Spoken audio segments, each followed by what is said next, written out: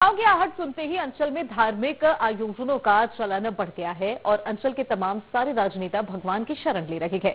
और किसी को अपनी सीट सुरक्षित रखनी है, कोई अपनी मंत्री पद अनंतकाल तक बनाए रखने के लिए भगवान के दर पर गुहार लगा रहे, और तो किसी को पार्टी का टिकट चाहिए, जिस पर कांग्रेस जिला अध्यक्ष देवेंद्र शर्मा ने निशाना साधा। देखिए हमारे ग्वालियर संवाददाता की खास रिपोर्ट। भगवान से गुहार लगाना तो अच्छी बात होती है, लेकिन दरअसल ये भगवान से गुहार नहीं लगा रहे, ये भयभीत लोग हैं।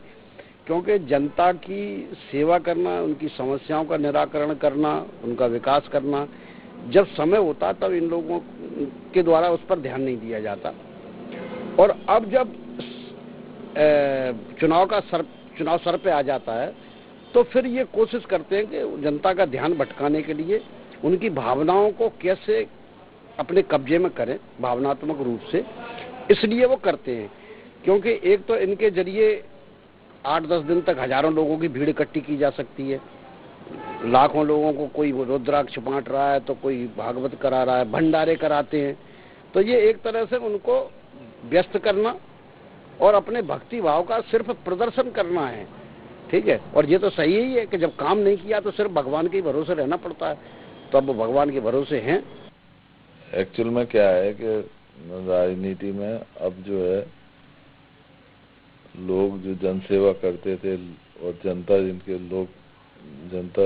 उनकी जनसेवा को देख के उनके साथ खड़ी दिखती थी, अब वो जो है भीड़ इकट्ठी करने में बहुत दिक्कत आने लगी है, क्योंकि जनसेवा समाप्त हो गई है। ग्वालियर चंबल अंचल में लगातार भागवत, रुद्राक्ष महायज्ञ और तमाम सारे रामायण करवाने के यहाँ पर जो है तमाम सारे प्रयास किए जा रहे हैं। साफ तौर पर यहाँ पर देखा जा सकता है कि इन धार्मिक आयोजनों में भारी भीड़ देखने को यहाँ पर मिलती है।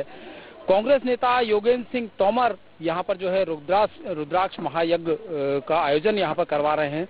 एक साफ तौर पर देखा जा सकता है कि धार्मिक आयोजन इस तरह की जो है मामले होते हैं कि कहीं ना कहीं भीड़ को जो है जो लोकप्रियता के चलते और भीड़ जो जुटाने के लिए एक साफ तौर पर आसान तरीका माना जाता है। हालांकि रुद्राक्ष महायज्ञ है, हम योगेंद्र सिंह जी से पूछ लेते हैं किस तरीके से देखते हैं, क्योंकि पहली बार यहाँ पर रुद्राक्ष महायज्ञ जो कि बहुत कठिन होता है।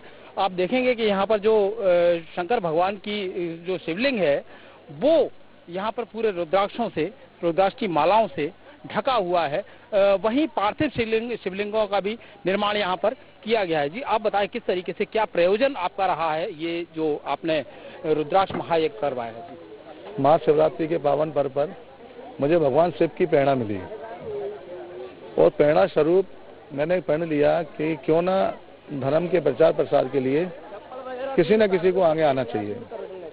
उसी क्रम में मैंने मन में अचानक ये ऐसा संकल्प आया कि क्यों ना 1,08,000 रुद्राक्षों को एकत्रित किया जाए, एक शिवलिंग बनाया जाए, और शिवलिंग बनाकर जब रुद्राक्ष जागृत हो जाता है तो एक एक रुद्राक्ष में एक एक शिवलिंग की ताकत आ जाती है, उनको घर घर बंटवाया जाए। ऐसे निर्धन लोग, गरीब लोग जो बेचारे आर्थिक तंगी के चलते पूजा पाठ हवन में इतना खर्च नहीं कर पाते हैं, तो उनके लिए मेरा ये प्रण है, ये दृढ़ संकल्प है। ग्वालियर विधानसभा 15 अभी टारगेट की है, यहाँ घर घर जाकर हम रुद्राक्ष बांटेंगे, चाहे गरीब हो चाहे अमीर हो, किसी भी जाति किसी धर्म का हो, अगर भगवान शिव में आस्था रखता है तो हम उनको जाके प्रसाद के रूप में ये वितरण करेंगे। बिल्कुल, तो आप कहीं ना कहीं कांग्रेस से भी आप जो है दावेदारी कर रहे हैं अगले विधानसभा चुनाव की, तो इसको किस तरीके से देखते हैं? क्या रुद्राक्ष जो आपने महायज्ञ करवाया है, तमाम सारे इस बीच में आपने और भी आयोजन किए हैं, तो क्या लगता है कि भगवान आपको फल देंगे इसका? ये कांग्रेस पार्टी आपको टिकट देगी? भगवान का फल तो मेरे पास शुरू से ही है। अगर भगवान का फल नहीं होता तो बढ़िया मनुष्य का जीवन नहीं मिलता और एक क्षत्रिय जाति में जन्म नहीं मिलता, समृद्धि नहीं मिलती, जैसा भी आप लोगों की सेवा करने का अवसर नहीं मिलता। तो ये तो भगवान का आशीर्वाद तो शिव जी का मेरे पे वैसे ही है, मेरे आराध्य भी है, मेरे इष्ट भी हैं। रही बात राजनीति की, तो निश्चित रूप से ईश्वर की आप आराधना करोगे, ईश्वर की आप पूजा करोगे तो आपको पुण्य फल मिलेगा। अब आप जिस रूप में उसका उपयोग करना चाहो व्यक्ति के ऊपर निर्भर करता है।